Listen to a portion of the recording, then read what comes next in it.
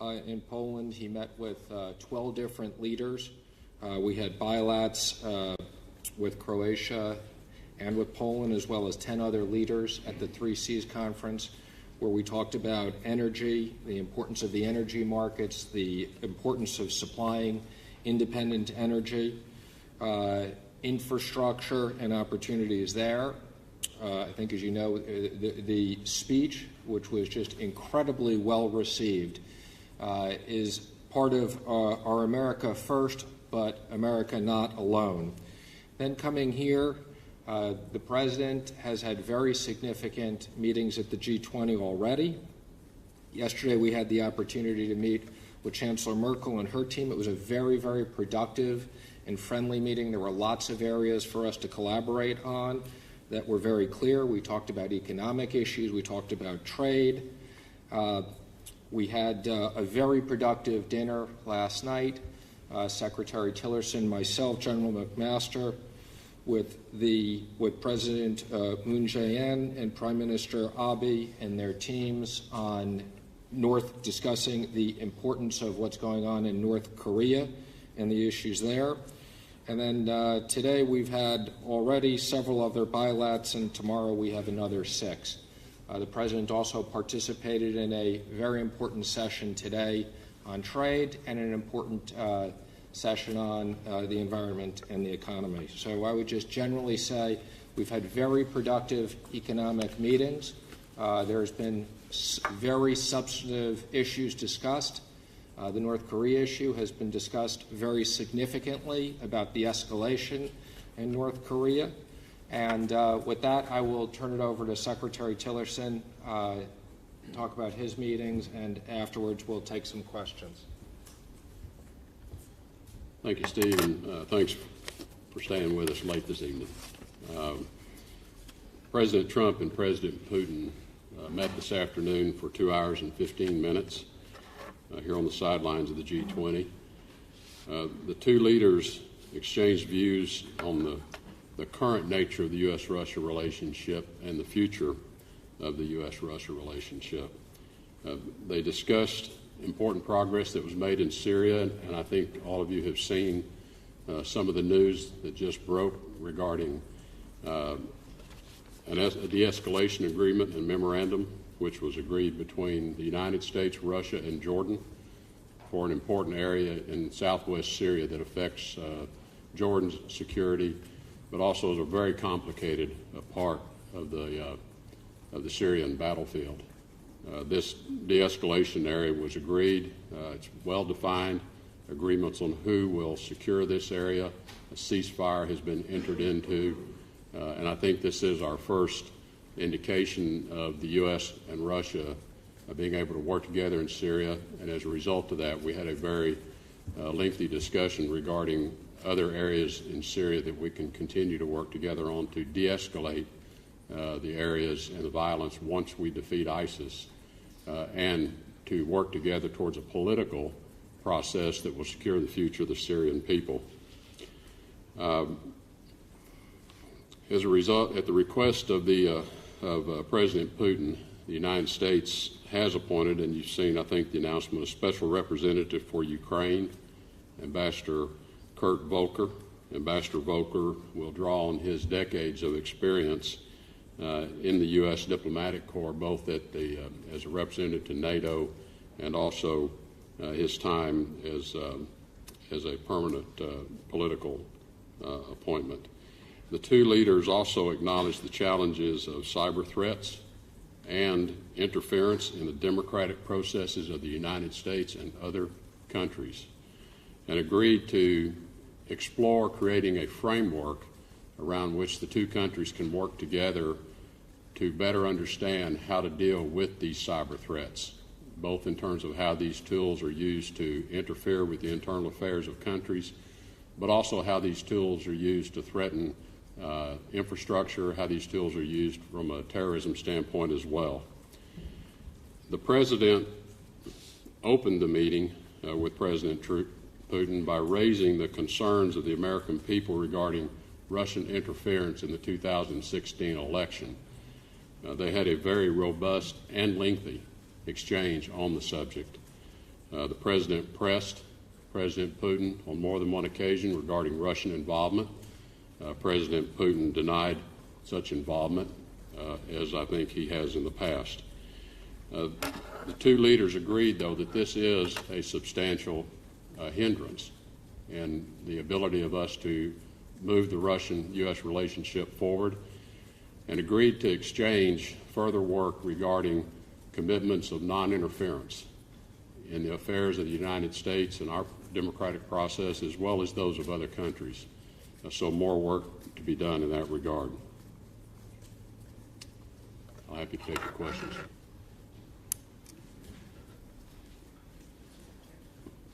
You going to referee, Sean? Mr. Secretary, Nick Waters from Bloomberg News.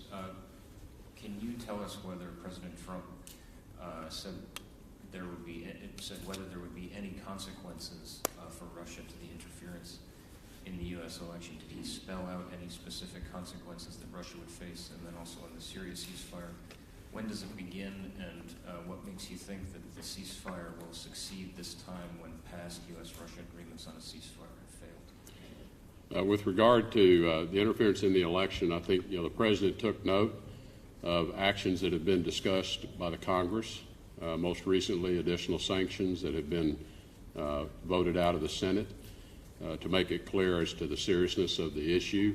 But I think what the two presidents, I think rightly, focused on is how do we move forward?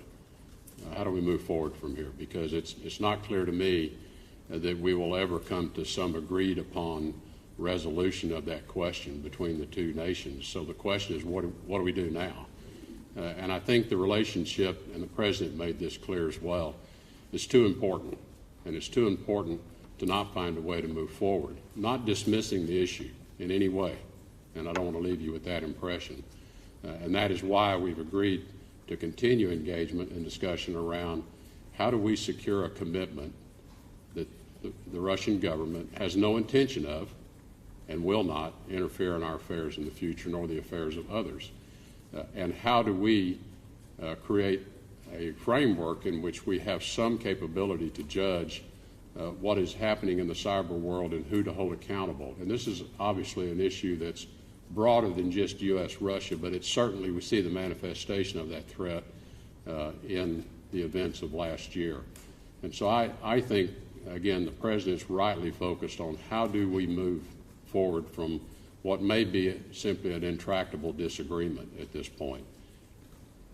As to the Syria ceasefire, I would say what may be different this time, I think, is the level of commitment on the part of the Russian government. They see the situation in Syria transitioning from the defeat of ISIS, which we are progressing rapidly, as you know.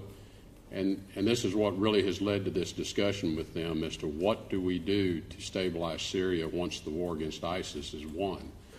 And Russia has the same, I think, interest that we do in having Syria become a stable place, a unified place, but ultimately a place where we can facilitate a political discussion about their future, including the future leadership of Syria. So I think part of why and again, we'll see what happens as to the ability to hold the ceasefire, but I think part of what's different is where we are relative to the whole war against ISIS, where we are in terms of the opposition's, I think, position as to their strength within the country, and the regime itself. In many respects, people are getting tired. They're getting weary of the conflict, and I think we have an opportunity, we hope, to create the conditions, and this area in the South is our first, I think, our first show of success. We're hoping we can replicate that elsewhere. Abby? Mr. Secretary, you spoke when you were speaking of the ceasefire about there being detailed information about who would enforce it. Can you give any more information on what conclusions were reached? And you spoke of the future leadership of Syria. Do you still believe that Assad has no role in their government? I would like to defer on the specific roles, in particular of security forces on the ground, because there are a couple of more meetings to occur. This agreement, I think, as you're aware, was entered into between Jordan, the United States and Russia, and we have a very clear picture of who will provide the security forces, but we have a few more details to work out, and if I could, I'd like to defer on that until that is completed. I expect that will be completed within the next less than a week. The talks are very active and ongoing. And your second question again. Does the administration still believe that Assad has no role in the future government of Syria? Yes, our position continues to be that we see no long-term role for the Assad family or the Assad regime. We have made this clear to everyone. We've certainly made it clear in our discussions with Russia that we do not think Syria can achieve international recognition in the future, even if they work through a successful political process. The international community simply is not going to accept a Syria led by the Assad regime. And so if Syria is to be accepted and have a secure, both secure and economic future, it really requires that they find new leadership. We think it'll be difficult for them to attract both the humanitarian aid as well as the reconstruction assistance that's going to be required, because there just will be such a low level of confidence in the Assad government. So that continues to be the view. And as we've said, how Assad leaves is yet to be determined, but our view is that somewhere in that political process, there'll be a transition away from the Assad family. Thank you. Dimitri Sevastopoulos, Financial Times. On North Korea, did President Putin agree to do anything to help the U.S. to put more pressure on North Korea? And secondly, you seem to have reached somewhat of an impasse with China in terms of getting them to put more pressure on North Korea. How are you going to get them to go beyond what they've done already? And what is President Trump going to say to President Xi on that issue tomorrow? We did have a pretty good exchange on North Korea. I would say the Russians see it a little differently than we do. So we're going to continue those discussions and ask them to do more. Russia does have economic activity with North Korea, but I would also hasten to add Russia's official policy is the same as ours, a denuclearized Korean peninsula. And so I think here again there is a difference in terms of view around tactics and pace, and so we will continue to work with them to see if we cannot persuade them as to the urgency that we see. I think with respect to China, what our experience with China has been, and I've said this to others, it's been a bit uneven. China has taken significant action, and then I think for a lot of different reasons they paused and didn't take additional action. They then have taken some steps, and then they paused. And I think, in our own view, there are a lot of perhaps explanations for why those pauses occur. But we've remained very closely engaged with China, both through our dialogues that have occurred face-to-face, but also on the telephone. We speak very frequently with them about the situation in North Korea. So there's a clear understanding between the two of us of our intent. And I think the sanctions action that was taken here just in the last week to 10 days certainly got their attention in terms of their understanding our resolve to bring more pressure to bear on North Korea by directly going after entities doing business with North Korea, regardless of where they may be located. We've continued to make that clear to China that we would prefer they take the action themselves, and we're still calling upon them to do that. So I would say our engagement is unchanged with China, and our expectations are unchanged. And you haven't given up hope? No, we have not given up hope. You know, when you're in a approach like we're using, and I call it the peaceful pressure campaign, a lot of people like to characterize it otherwise, but this is a campaign to lead us to a peaceful resolution, because if this fails, we don't have very many good options left. And so it is a peaceful pressure campaign, and it's one that requires calculated increases in pressure, allow the regime to respond to that pressure, and it takes a little time to let these things happen. You know, you enact the pressure, it takes a little while for that to work its way through. So it is going to require some level of patience as we move this along, but when we talk about our strategic patience ending, What we mean is we're not going to just sit idly by, and we're going to follow this all the way to its conclusion.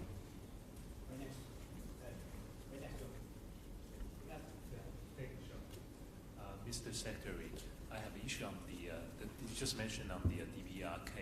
We know China and Russia recently said they asked North Korea to stop to freeze actually the nuclear activities, and also they asked the U.S. to stop the deployment of THAAD system. So did President Putin bring up his concern about the deployment of THAAD system? And also, what's the expectation of President Trump on tomorrow's meeting with President Xi Jinping, and other than the DPRK issue? Thank you. The subject of THAAD did not come up in the meeting with President Putin. In terms of the progress of North Korea and this last missile launch, again, those are some of the differences of views we have between ourselves in terms of tactics, how to deal with this. President Putin, I think, has expressed a view not unlike that of China, that they would support a freeze for freeze. If we study the history of the last 25 years of engagement with various regimes in North Korea, this has been done before. And every time it was done, North Korea went ahead and proceeded with its program. The problem with freezing now, if we freeze where they are today, we freeze their activities with a very high level of capability. And we do not think it also sets the right tone for where these talks should begin. And so we're asking North Korea to be prepared to come to the table with an understanding that these talks are going to be about how do we help you chart a course to cease and roll back your nuclear program. That's what we want to talk about. We're not interested in talking about how do we have you stop where you are today, because stopping where they are today is not acceptable to us. Margaret?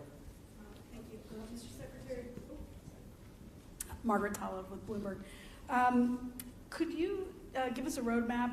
Did you agree on a next set of talks between the President and Mr. Putin? And I guess I have kind of like a fluffy color question on general impressions. We thought this was a 30-minute meeting. It ended up being 2 hours and 16 minutes. It's a lot of time to watch those two leaders interact, and also to just, I don't know, whatever. Any insights on those? Also, real quickly, any update on the dachas? Are they getting them back? And on Ukraine sanctions, any resolution or progress on those? Thanks. Okay, so the first question. Next talks. Next talks. There's no agreed next meeting between the presidents. There are agreed subsequent follow-up meetings between various working level groups at the State Department. We agreed to set up a working level group to begin to explore this framework agreement around the cyber issue and this issue of non-interference. So those will be ongoing with various staff levels. Who's leading that? Is that Rob Joyce on the U.S. side? Well, it'll be out of the State Department and the National Security Advisor's Office. As to the nature of the 2 hours and 15 minutes, first, let me characterize the meeting was very constructive. The two leaders, I would say, connected very quickly.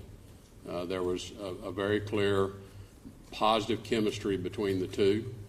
I think, again, and I think the positive thing I observed, and I've had many meetings with President Putin before, is there was not a lot of relitigating of the past. I think both of the leaders feel like there's a lot of things in the past that both of us are unhappy about. We're unhappy, they're unhappy. I think the perspective of both of them was this is a really important relationship. Two largest nuclear powers in the world. It's a really important relationship. How do we start making this work? How do we live with one another? How do we work with one another? We simply have to find a way to go forward. And I think that was expressed over and over, multiple times, I think by both presidents, this strong desire. It is a very complicated relationship today because there are so many issues on the table. But I think And one of the reasons it took a long time, I think, is because once they met and got acquainted with one another fairly quickly, there was so much to talk about. All these issues, just about everything got touched on to one degree or another. And I think there was just such a level of engagement and exchange, neither one of them wanted to stop. Several times I had to remind the president, people were sticking their heads in the door, and I think they sent in the First Lady at one point to see if she could get us out of there, and that didn't work either. But yes, it's true. But it was, well, we went another hour after she came in to see us, so clearly she failed. But I think, you know, what I would describe to you, the 2 hours and 15 minutes, it was an extraordinarily important meeting. I mean, there's so much for us to talk about, and it was a good start. Now, I would tell you, we spent a very, very lengthy period on Syria with a great amount of detail exchanged on the agreement we had concluded today that was announced, but also where we go, and trying to get much greater clarity around how we see this playing out and how Russia sees it playing out. And where do we share a common view and where do we have a difference? And do we have the same objectives in mind? And I would tell you that by and large, our objectives are exactly the same. How we get there, we each have a view, but there's a lot more commonality to that than there are differences. So we want to build on the commonality, and we spend a lot of time talking about next steps. And then where there's differences, we have more work to get together and understand maybe they've got the right approach and we've got the wrong approach. So there was a substantial amount of time spent on Syria, just because we've had so much activity going on with it. Mr. Secretary, can you say if the President was unequivocal in his view that Russia did interfere in the election? Did he offer to produce any evidence or to convince Mr. Putin? The Russians have asked for proof and evidence. I'll leave that to the intelligence community to address the answer to that question. And again, I think the President at this point, he pressed him, and then felt like at this point let's talk about how do we go forward. And I think that was the right place to spend our time, rather than spending a lot of time having a disagreement that everybody knows we have a disagreement. Thank you guys very much, and have a great evening. Did he accept request denial?